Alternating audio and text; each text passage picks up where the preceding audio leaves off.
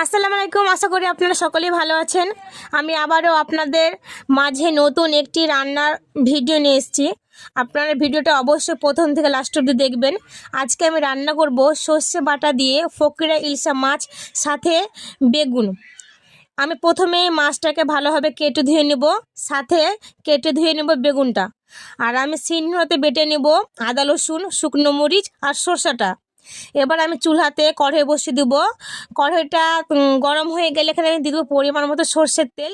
এবার আমি কেটে ধুয়ে রাখা পেঁয়াজ কুচিটাকে একটু হালকা করে ভেজে নেব।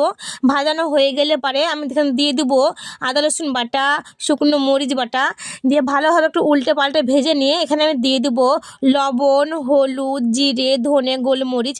আবার একটু ভেজে নিয়ে আমি এখানে দিয়ে দেবো পানিটা দেওয়ার পর তখনকে আমি এখানে দিয়ে দেবো সর্ষে বাটাটা।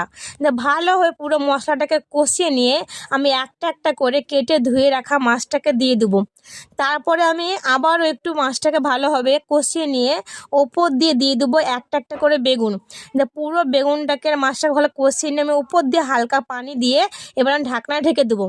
যে দেখেন আজকে কত সুন্দর রান্নাটা হয়েছে, আমাকে অবশ্যই আপনারা জানাবেন কেমন